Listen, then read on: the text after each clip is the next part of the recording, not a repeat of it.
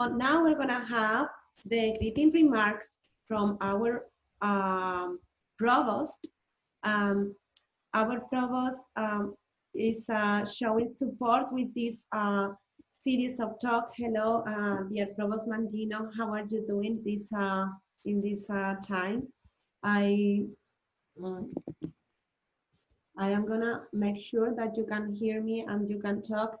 Hello, our dear Christine Mangino, are you there? Yeah. Yes, I am. Hi. So I'm so glad so many of you are staying for the next two speakers. And what's really impressive is that one of them is our student, our previous student. So it's great that we get the opportunity now to learn from our student.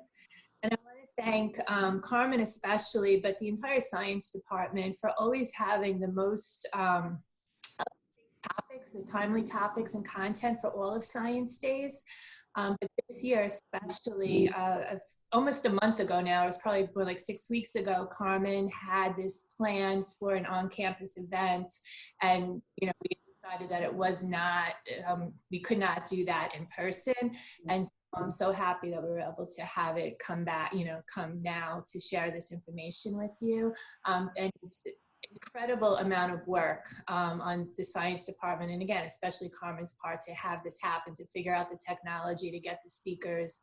So I want to thank you, and I really do look forward to being able to stay and participate in the conversation. Thank you very much, Provost Christine Mangino.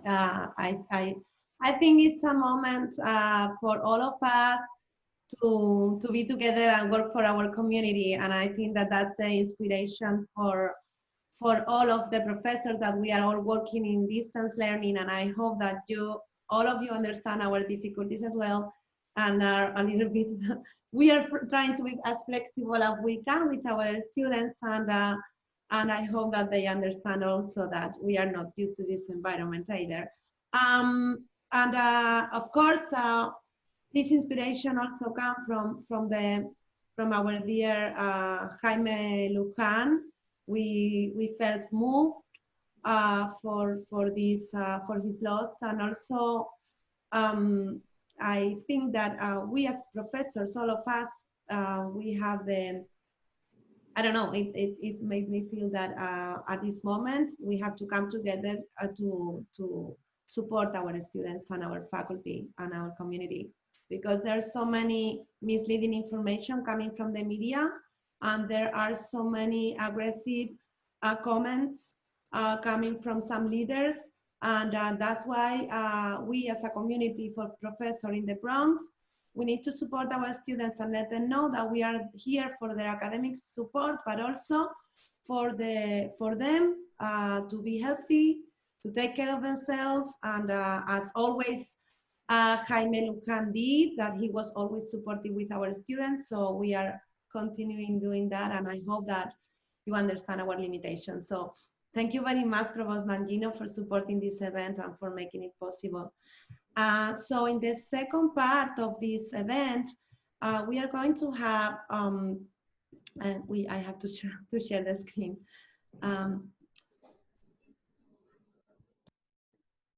So in the second part of this event, we are going to have speakers from different institutions regarding the women challenges that we are facing. We are all facing challenges, and but we cannot stop talking about the situation that happened with mothers, that they stayed at home, and we see the disparity sometimes because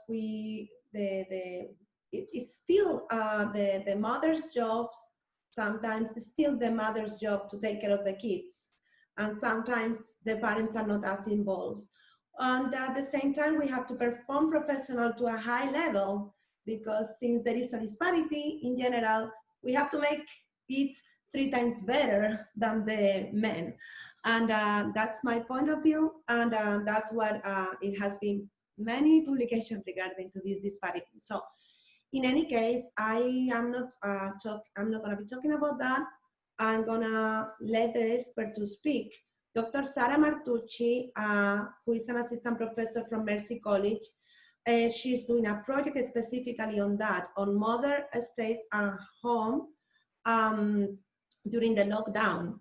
So, and they are doing research on this situation in this environment. Dr. Svetlana Gavrilov is an expert in multiple myeloma research foundation, and she's gonna speak about her career pathways and also the challenges that she faced and how she overcame them. Arly Wispe, she is a former student from Hostos. So you can see that she's gonna talk about her career, and you can see that you have opportunities there. And no matter what, even if we are in this situation, working from home and online and everything, we will overcome this situation, and we will continue. And you can see how she made it, and so you can also ask questions. She's very approachable, and you can definitely contact her. And Dr. Jaya Rachwani, she's an assistant professor at Hunter College, and she's also gonna tell us about their careers. Let me give you the talk. So our students, they are gonna specifically present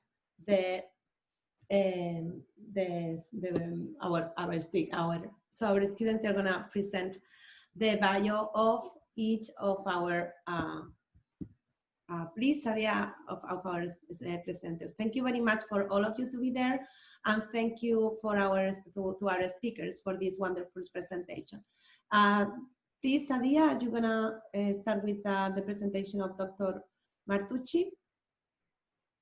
I'm sorry, Alex was supposed to do that. Okay, but I could also do it if you want me to. Okay, Alex, sorry. Alex, go ahead and do your presentation.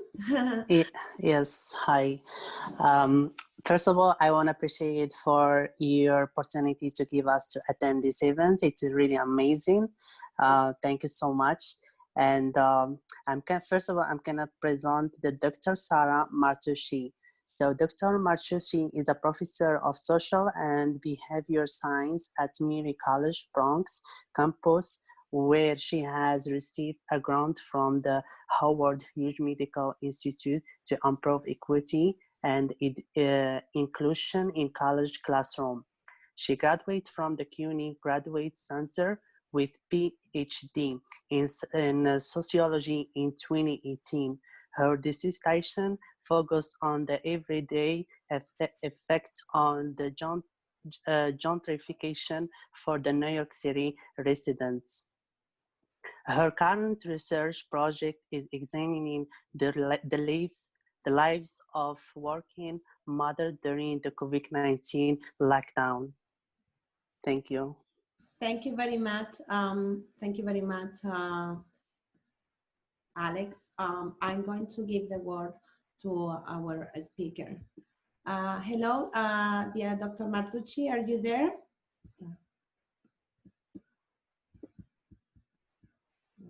Can you see my video? I'm gonna find you in a minute. I did pin it. Okay, sorry. Yeah, Sorry, okay. then I should stop. Did you pin it? Okay. This is, the fun of everything being online now. Okay, wonderful, dear Sara Martucci, how are you? Thanks. Hi. Can you see my presentation? Well, it says loading. That is perfect. Thank you for being here, Dr. Martucci. Thank you for coming today with us. Yes, thank you, Carmen, for the invitation, and thank you, Alex, for the introduction. I'm really excited to participate in this. Like Alex said, I'm a professor at Mercy College, so I am also in the Bronx, and I graduated from CUNY myself. I spent 10 years in the CUNY system, so it's really, I'm happy to be presenting today to some CUNY students. So normally my project is, my research is on cities and on how people are experiencing gentrification in cities, which means, we have a lot of wealthy people who have been moving into New York City in recent years, and that has driven rents up, and that creates problems for people. But my current research right now is focused on mothers who are working in their careers and are also taking care of children full time now because under the lockdown from the coronavirus. So I'm working with some researchers in Italy because in addition to New York and the US, Italy is a place that has been very severely hit by the coronavirus. So my Italian colleagues and I are interviewing mothers in the US and Italy. And what we're finding is how they are sort of navigating their identity right now as professionals, right, as women who had these careers, and now also as mothers. Usually those two identities are in different spaces, right? And now they are happening at the same time, at the same place. You know, we've heard, mothers have told me how they're, you know, breastfeeding and sending emails at the same time, right? That's not the quote unquote norm. And so how this has affected their identities as mothers, and also the relationship. All of the women that I'm interviewing for this current project are women who are straight and in a relationship with a man. It doesn't matter if it's the man, if the man is the father of the children or not, but there is a male in the household as well. And sort of how the work for the man and the woman is going, and how childcare for both of those, and if the women are getting enough support from their husbands or their male partners. One woman that I interviewed today for this research this morning, she's actually going to be induced tonight at the hospital to give birth. So that's just a testament to how incredibly strong and determined professional women are in this moment. And sort of how we're especially looking at how this is going to affect women's careers in the future, more than men's careers, most likely, because even if we do have equality in the home, very often a lot of childcare still falls on the female in the home. And so this is really an ongoing research project to understand how that's going to affect women's careers. Mm-hmm. So the things I wanted to talk to you about from my own experience, and the advice that I have for you as people who are going out into the career field, especially at a time like this, when we have, you know, global issues going on and economic issues going out throughout the world. So the four things that I want to talk about today are determination, imposter syndrome, and belonging. And if you don't know what imposter syndrome is, I will describe it in a minute. This idea of bringing people in and also seeking out support when you need it. And these are some of the principles that have been just really important during my career as first a graduate student, and an adjunct professor in the CUNY system, and now as an assistant professor full-time at Mercy College. So the first one was determination. So it took me 3 tries to get into the PhD program at the Graduate Center. It's very competitive to join a PhD program. And you are, you know, finishing up your semesters, maybe finishing up your degree during a global pandemic. So I'm sure determination and hard work is something that all of you can certainly empathize with, and that's something that you all have. So the idea of just like being determined, knowing that you belong in the space and that you're going to work hard to continue being part of it. This is a picture of my mom and I on the day that I graduated from my PhD program. So we always take, we're both like very unphotogenic people, so we're purposely trying to take a silly photo at this point. So my parents did not go to college, and for them, the idea of going to college, they did want me to go to college, but the idea of going to graduate school seemed like a waste of time. You know, they were not financially supporting me, but they thought I was wasting my own money, my own time, that I should have just gone into a career right away. And when I got to the Graduate Center, because I didn't have kind of that family background of being educated and having parents who were professionals, I felt this imposter syndrome. And imposter syndrome is when you feel like you don't belong, right? So I felt like I wasn't smart enough. I would be in the classroom and I would feel like these other people here are smarter than me. They know more. They speak more eloquently, right? And I feel like they belong here and then I don't belong here. And you may have had moments like that yourself at school, at your job, in other contexts, right? That feeling of belonging. And so I struggled with that while I was at the Graduate Center a lot. And it motivated me to join the admissions committee to make sure that we got more representation from diverse candidates. So that doesn't just mean diversity around ethnicity and race, although that is very important to me, but also diversity of candidates in terms of people who already had children, people who were not coming from, you know, Ivy League colleges, people who are coming from CUNY, coming from SUNY colleges, and giving them an opportunity to do a PhD, which they wouldn't have at something like Harvard or Yale for the most part. And I also, in addition to working to get those people admitted to the school, I also worked on a mentorship program, right? Because yes, it's important to be allowed access to that education, but once you get there, if you feel like you don't belong, it can be very hard to kind of persist through. And so creating that sort of mentorship program that helped other people like myself who felt like they didn't belong for whatever reason. So now I am very lucky to have gotten a full-time position, and I teach at Mercy College. This is our Bronx campus. It's really just one big building, but it's a really wonderful place. I love being there. I teach a lot of students who are first-generation college students like myself.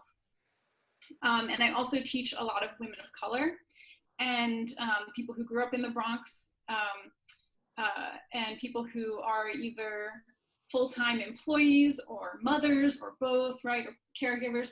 So I have a population of students that I work with that have a lot of different demands on their time.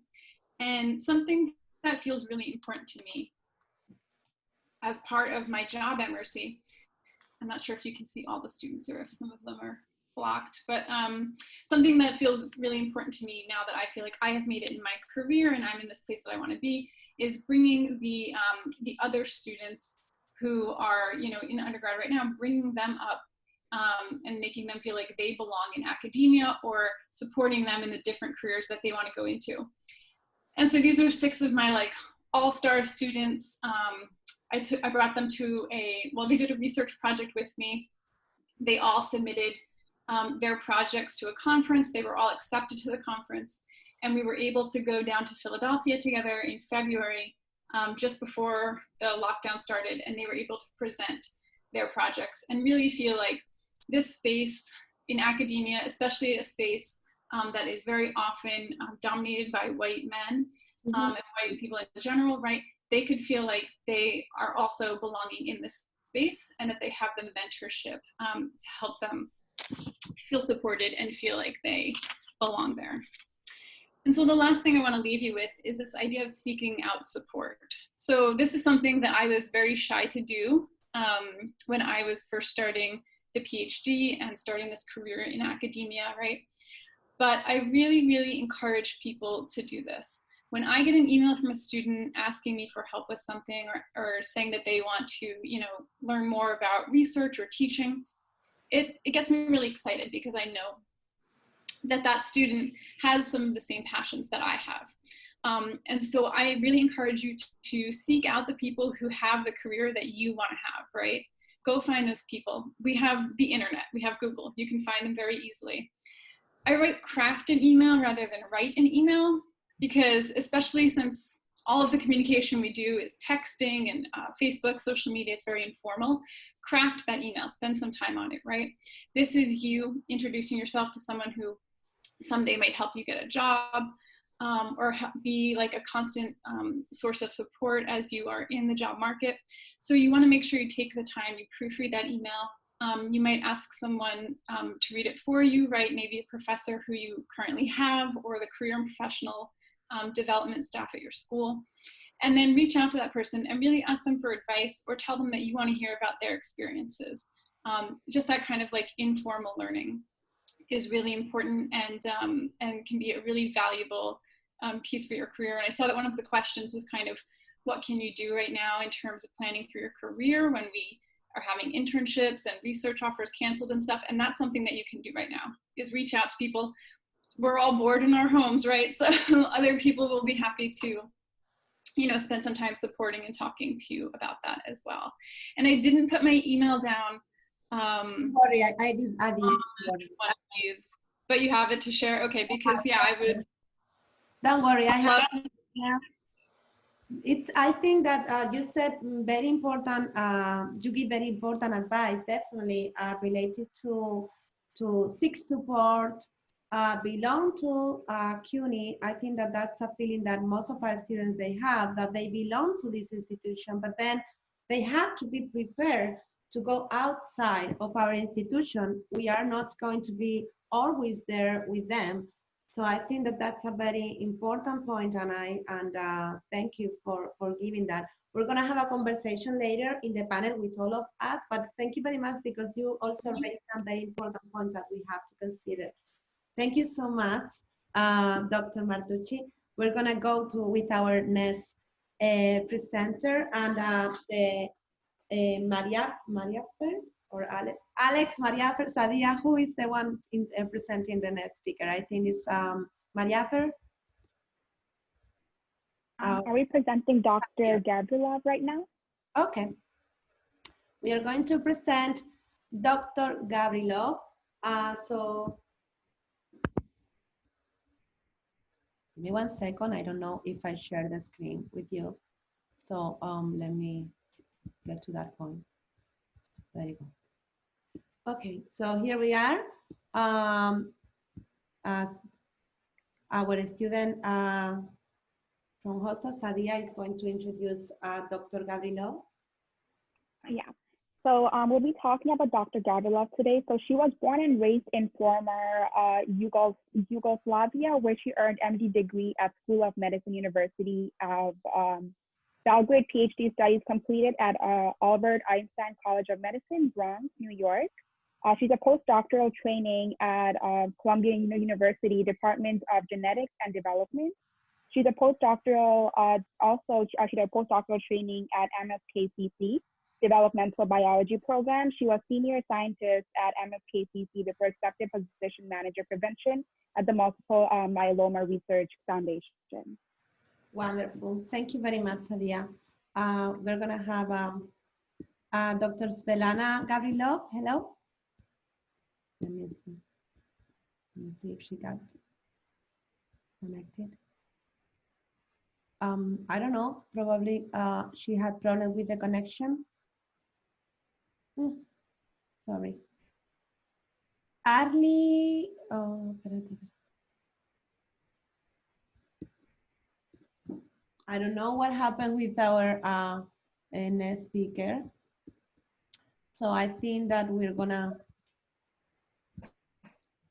move.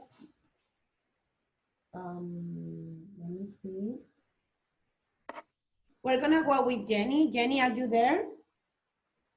I don't know what's happening here. Yes, I'm here. Okay, Jennifer, I think that we are gonna introduce you because I think that we had a problem with other speakers. Sure. So, Sadia, would you like to introduce our professor now, Dr. Jaya Rachwani? So then we will get in close contact. We will get okay. Okay, so we'll be speaking about Dr. Jaya Rachwani. So Dr. Jaya Rachwani is an assistant professor in the physical therapy program at Hunter College with more than 10 years of clinical experience in pediatric physical therapy. She received her training in Spain and the United States. Her research focuses on the developmental of postural control and the coordination of visual and manual actions. She's a member of the Spanish Society of Pediatric Physical Therapy and the American Physical Therapy Association. Thank you, Sadia. Thank you. Thank you. All right, I'm going to pin my video and I'm going to start screen sharing. So Carmen, if you can stop your sharing your screen. Absolutely. Thank you. All right.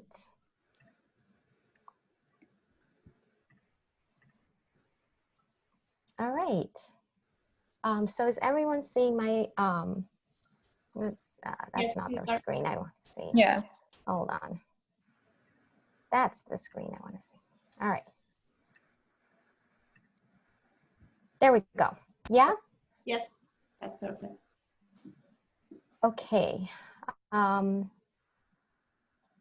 just to make sure you're seeing the screen with my entire presentation, right? Not the notes. Yes. Yes. All right. It's perfect. All right. Okay. All right. So thank you for the introduction and for inviting me today. Let me start by telling you a little bit about me. I'm originally from Spain, from a city called Malaga that looks like this. I got my degree in physical therapy from the University of Malaga. I got my specialization in pediatric physical therapy in Barcelona. I got a master's degree in neuro-rehabilitation in Murcia. So here is where I really learned how to treat patients with neurological deficits like stroke or multiple sclerosis or so on. And then I got my master's degree in neuroscience in Salamanca, where I learned more about the brain. And then I moved to the other side of the world and went to University of Oregon to get my PhD. After my doctoral degree, I came to New York to do a postdoc at New York University. And my research looks at how infants learn to acquire their motor milestones. So specifically how infants learn to sit and its relation with other actions like reaching and manual actions. In my experiments, I place very young babies on slopes, for example, to test their balance as the degree of slant increases. Or I put them at the edge of a cliff and then move away part of the surface beneath them to test how young infants control their balance as they go from sitting with their legs outstretched to bending their knees. Or I put them in a rotating chair and see how they coordinate their head and their trunk and their arms to reach for toys. I also include advanced technology like the use of a head-mounted eye tracker so that we can record where they're looking. Or I use high-speed motion tracking where I look at their arm movements while infants learn to sit with different levels of trunk support. My research also looks at children with a movement disorder called cerebral palsy. I look at those who are wheelchair users and have difficulty with sitting and reaching. And I look for ways to examine and treat their sitting balance and reaching movements so that they can operate without difficulty during everyday activities. And although I spend most of my time teaching and doing research, I'm also a clinician. I'm an early intervention provider for the Department of Education, where I provide physical therapy services for children between birth and 3 years. And I couldn't have reached to this point in my life, honestly, without the guidance of the two most influential people in my professional life, my advisors. Both are scientific women and world leaders in their field. Marjorie Willicott was my PhD advisor and has been a close friend since then. She is a world expert in the control of movement. And Karen Adolph, she was my postdoc advisor and also a very close friend since then. She is a world expert in motor development. My advisors and educational degrees taught me an important skill, that is being able to adapt to any academic challenge. For example, they taught me ways to overcome the challenge of maybe not getting enough participants for my studies, or they taught me ways to get the money I needed to conduct the studies, or they taught me creative ways to fix a poorly designed study, or ways to display science and overcome the peer review barrier, and so on. Now we're living a new normal while facing COVID-19, where adaptation is imperative, especially within academia. within a matter of a few weeks, I had to come up with creative and generative ways to continue with my teaching and research goals. I had to shift gears to online teaching, where technology skills are crucial. I had to shift gears to online data collections, where management skills are essential. And all of that had to be done while balancing my work and family. I mean, we're all working from home under unusual, highly stressing circumstances. I mean, there's fear. We can't see our loved ones, and many of us have children at home. So I just came to realize it's not the time to be overproductive, but instead I must learn to manage my time and focus on the quality of my work instead of the quantity. So thank you all for listening, and I'm here for any questions. Thank you very much. You did a wonderful presentation. It's a beautiful advice that you give, and it's really honest to say that we are in a difficult moments. We have to accommodate these circumstances, but everything that you have learned over your career, it's probably really giving you now this flexibility and ways to adapt in different ways, right? So Absolutely. now, yeah, so we're gonna go back to you in the question section. Thank you very much, Jaya. And we are going to have, we're gonna go now with Professor Dr. Dr. Svetlana. Let me see if we are finding her here. Please, Lana, can you pin your? I can hear you. Okay, perfect. Can you share your screen? So yeah, let me see if I can locate it.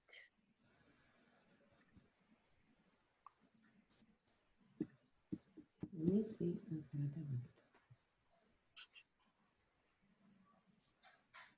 Sorry, these are the things that happen in this.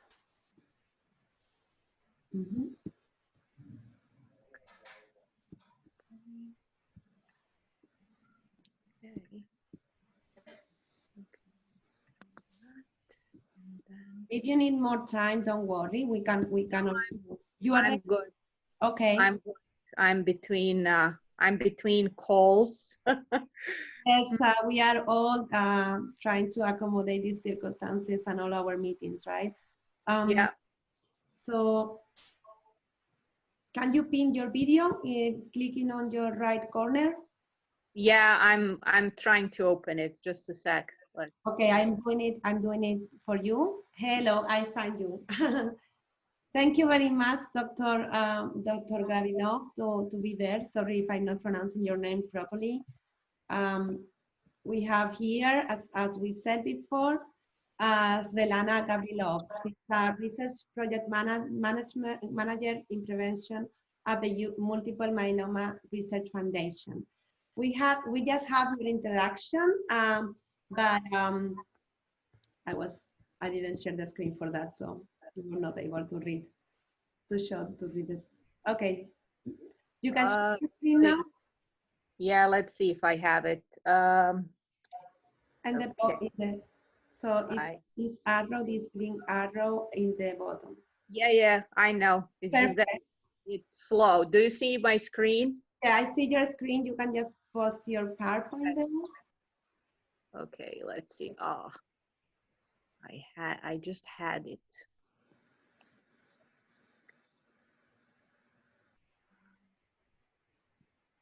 There you go. Perfect. Thank you. Okay, so you see it. Yes. Perfect. I'm gonna switch to full screen view. Thank you very much. Okay, so hello everybody. I'm really glad to be able to participate in your Women in Science Day. My name is Lana Gavrilov. I'm MD PhD by training. I'm a program manager with the Multiple Myeloma Research Foundation. I have prepared a few slides to explain to you, how I ended up in my career path and also a little bit of my background. I originate from former Yugoslavia. The country is called Serbia. Some of you might be familiar with, historical perspective of what was happening in the country in early 90s. The country fell apart. And it was really economical and political hardship, civil war, etc.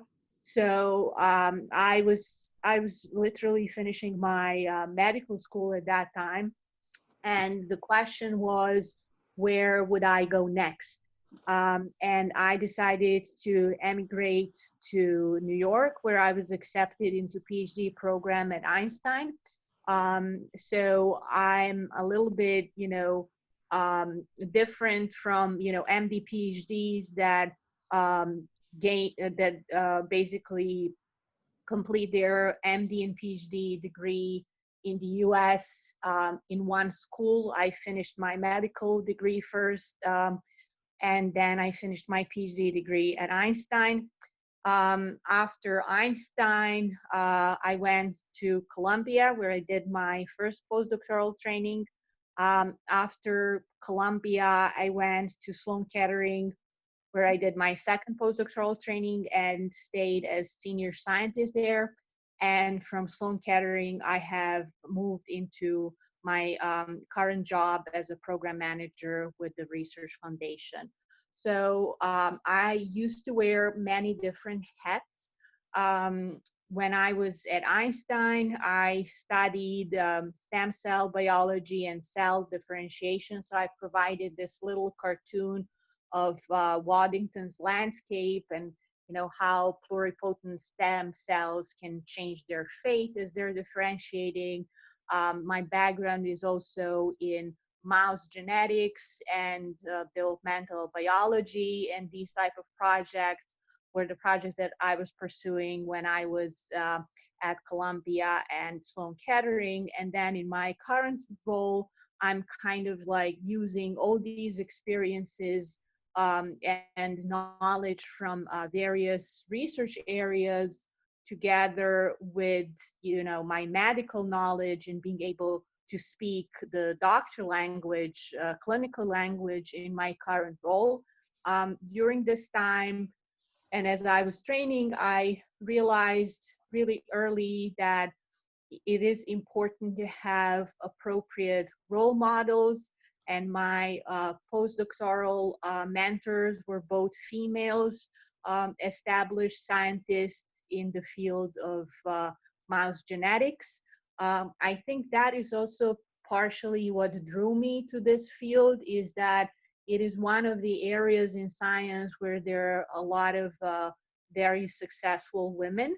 And I think that's something that is really important for you guys as you're embarking on your journeys, and really being able to assess what are the skills that you need to work on, and what it is that you can do for yourself to really move forward and to find yourself in a place where you're as happy as you can be with your life circumstances. So I just wanted to kind of like give you an overview of the way I see current situation. I think it's really difficult for those of you that will be entering workforce at this time. However, there are certain aspects that stay to be true even at these times. I see that flexibility, adaptability, being able to work as good team player, and ability to work with interdisciplinary teams are here to stay. I think this is something that's going to be the driving force in your career success in the next decade or so. I think that the landscape of jobs is definitely moving into this area of interdisciplinary research and interdisciplinary teams. So if you study your own skills, I think, and inclinations, I think you can find almost like a perfect niche of what would work the best for you. Also, do remember that when people hire for jobs, it is important to have adequate skills that answer to that job ad, but it's also important to have adequate personality, because people do hire based on your personality, and that is also something that you need to judge during these interview processes. I always tell, when I'm asked to give career advice, I always tell to, my mentees that it's a two-way street. So if the job doesn't feel right for you, don't take it. It's, going for an interview, they need to like you in a way to offer you the job, but you also need to like the team that you will be working with and spending your time with. Also, I've kind of like jotted down some of the changes and challenges that I see happening now. As everybody's working remotely, learning how to be disciplined and efficient and productive during remote work is a skill to be developed, but I think this skill is further complicated by current situation, because as we're working from home, we're also trying to juggle many different things, including being with our families, and to those of us that have kids, they're attending online schools, etc. So another aspect that I wanted to talk about is some companies are going through hiring freeze, even if they are actively interviewing candidates. So don't lose hope. Go for as many of these interviews as you can. Another important aspect, as you're exploring what it is that you want to do and what is the direction of career that you want to take, it is extremely important to start setting up what are called informational interviews. So reaching out to professionals in your desired field, somebody who's a little bit more advanced in their career path than you, sending them a polite email to reach to them on LinkedIn and trying to set up a really informational interview with them and learn about their experiences and what it is that they like about their jobs, what it is that pushed them into that career. And also, this is a really important thing to do now, because you will be able to get some of these people more regularly than you would be otherwise at the times when everybody is like commuting and traveling for work. So you should use this time wisely. And another really important aspect to interviewing, in time of pandemic, is most of these interviews will be done remotely. So you need to prepare for this remote interview as you would prepare for the interview in person.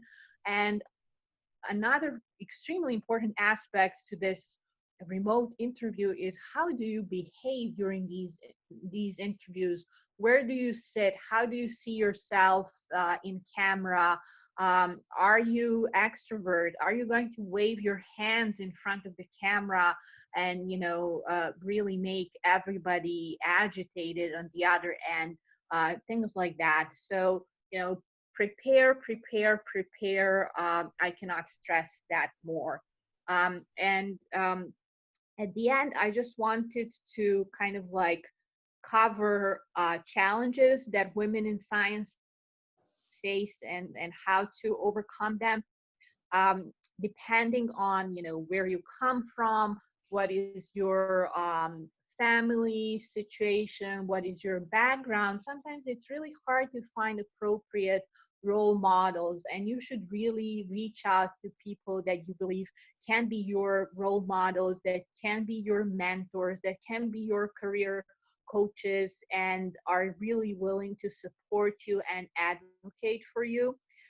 It is important how to establish, this, we call it work-life balance. It's never work-life balance. Always one aspect of your life is prioritized at any given time, but you are the one that needs to define your own success.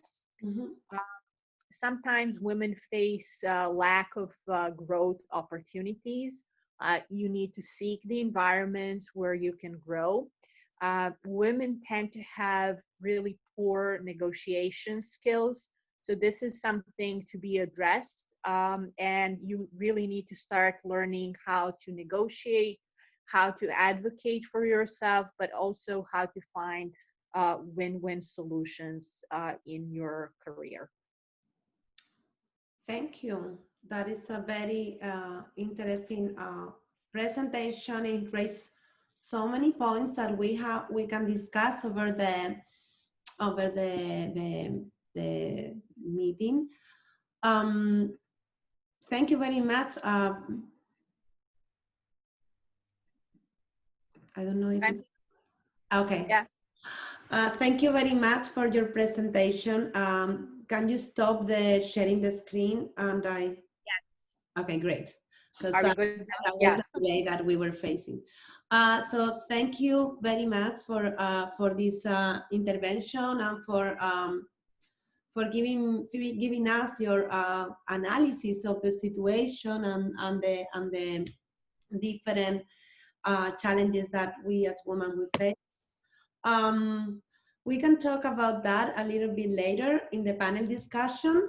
I would like to have our last speaker to be presented. So I think María or Sadia, I don't know who, María, right, is the one in charge of presenting our last speaker. Thank you very much, María. I'm gonna share the screen here. Thank you very much, Lana. And we're gonna go with our former student, Arly Wispe. Hi, good afternoon, everyone. Arly Wispe, Associate Engineer at Merck. Arly Wispe was born and raised in the Dominican Republic. After completing high school, she moved to New York City to start her degree in chemical engineering. She first enrolled at Hostos Community College in fall 2014 and graduated in December 2016. While she was obtaining her associate's degree, she worked as a peer leader for the supplemental instruction program and also worked in research for CSTEP and LSAMP with Professor Bio Yang. She transferred to City College of New York City in January 2017 to complete her BE in chemical engineering. As a sophomore junior college student, Arly became very interested in the pharmaceutical industry. She took the initiative to join a lab that aligned with pharmaceutical research and joined a cardiovascular research in the chemical engineering department at the City College of New York, where she spent 2 years working with the Professor David Rumschinsky. Arly obtained her BE in chemical engineering in May 2019, graduating from magna cum laude. Prior to her graduation from the City College of New York, she was offered a position as a contractor engineer at Merck. She started working for Merck in July 2019 until the current date. Thank you very much for this beautiful presentation. And we are gonna have Arly here. I'm gonna stop the sharing the screen. Thank you very much. Hello, I'm Arly. I want to apologize because I left my charger at home and I'm using my phone to join the meeting. So I won't be able to share my presentation, but hopefully I will be able to pin the, can you see me on the screen? Perfect, we can see you perfectly fine, and we really appreciate you being here today because also you are you are an inspirational role model for our students. So don't worry for not having the presentation. Just the fact that you are here with us is it's wonderful. So you can share your experience. You can basically talk about your experience, your career. If you need to have some slides, that's okay. If you don't need to have slides if you don't want. But we want to hear from you, how was your career pathway and how you made it? Sure. So let me introduce myself. My name is Arly Wispe. I was born and raised in the Dominican Republic, and I moved to the United States when I was 17 years old, and I moved here to pursue my career, college degree in chemical engineering. I began at Hostos Community College doing my associate's degree in the fall of 2014, and I graduated in December 2016. I work as a peer leader. I enrolled in research, and I was in part of the dual degree program, the engineering program at Hostos, that helped me transfer to City College of New York, where I then transferred during my junior year. Within my junior year and sophomore year, I was between sophomore and junior year, I was really interested in the pharmaceutical industry. Mm-hmm. So I joined a lab where we were a cardiovascular research lab that kept me motivated in the pharmaceutical industry. I was also the vice president of the Tau Beta Pi Club, which is the Honor Society of Engineers. It's the National Honor Society of Engineers. And I got enrolled in many different groups at City College, and when I finally graduated in May 2019, I received a job offer in March 2019 before I graduated, which was one of my major goals. And I got a job at a company that I really like, which is Merck. It's a pharmaceutical industry, and I really like working there. But before I got this position, I had to overcome many challenges, which one of them was moving out of my country when I was 17. I moved on my own. I left my family behind. They were financially supporting me, but I still missed them, and I only got to see them once a year or twice a year, which kept me motivated to do better in college, just because I wanted to keep them proud keep them proud and showing that all the effort they were putting on me and helping me here was they were getting good outcomes from me. But a major challenge that I faced during my junior year was unpreparedness. Up to my junior year, I had only worked in research, but I wanted to work in industry.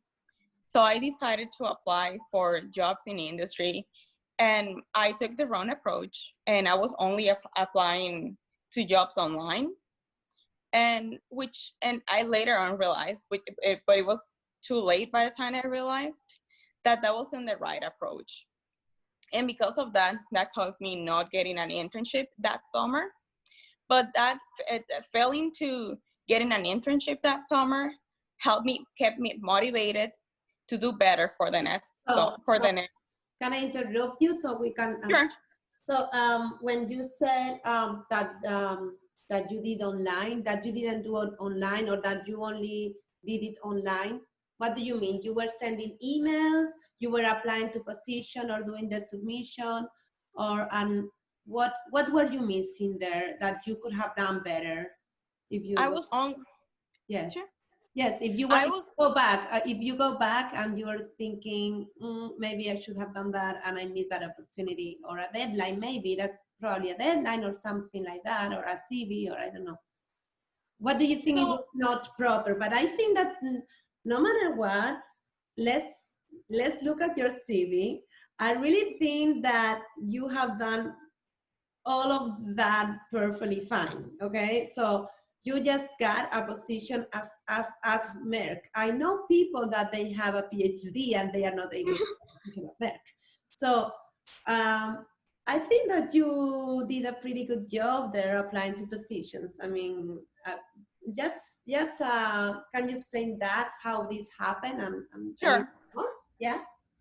So because I was only applying online, most of the time your resume doesn't get looked by human because it goes through a computer instead of a person. Mm-hmm. So something that I changed was that I decided to go to conferences. Going to conferences is really important as a student. I went to many conferences, such as the SWE conference, which is the Society of Women in Engineering. Mm-hmm. It's a conference I highly recommend for many people in engineering. You don't have to be a woman to go to the conference. You can go either if you're a male or a woman. That conference helped me a lot to network and get to know people in the industry that I wanted to work on in pharmaceutical. And also the CHEP conference, which is the Society Hispanic of Professional Engineers. That's another conference that happens annually. And you can go, and there are many companies that are looking for students to hire for either internships or full-time positions once they graduated. I also went to events and went to networking events that help a lot to get to know other people. And that was mainly the way I got my job. The way I found out about the job that I currently have was through another classmate who had gotten a position similar to mine, and they told me to apply for that position. And just because I was networking and I was trying really hard to get a job at a company that I really liked, was the way that I was able to accomplish the goal of graduating with a job before I actually graduated.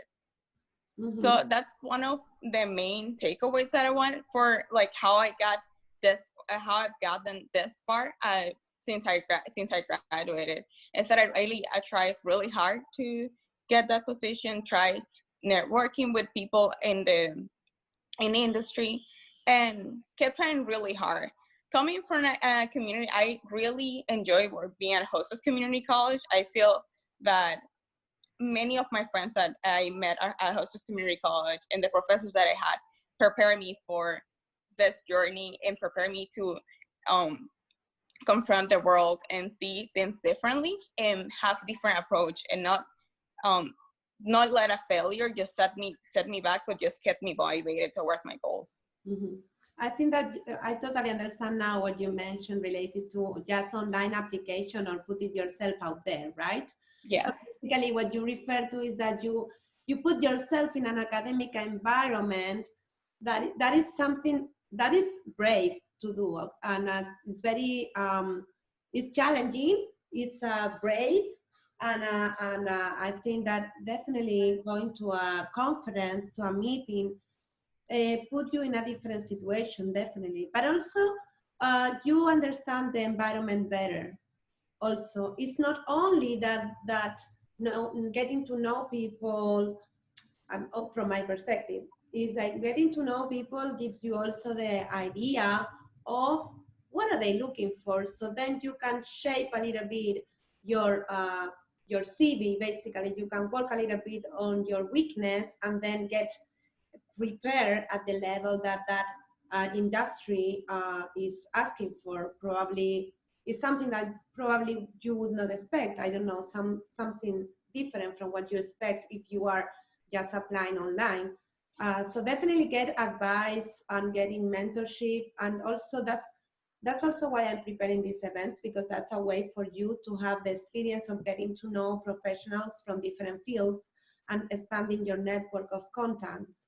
Definitely, that's a very good suggestion for all of our students and for even the faculty that they want to continue their careers and pursuing different projects. So the careers doesn't end when we leave Hostos. So the career is for entire life, right? So I think it's very, very important, your advice. So if you would like, we can change to the questions, and then we can all have some comments, okay? And thank you very much. Sure. I include also your Thank email. you. Thank you, because it's really inspiring. And actually, I have to say that after the lockdown, I was working a lot at home and with the teaching, and Arly sent me an email and told me, are we going to have the event of Women in Science? And that question, I said, you know what? Yes, let's do it. So that's why we're having this event, because Arly asked me and remind me that we have more duties and we have many things to do.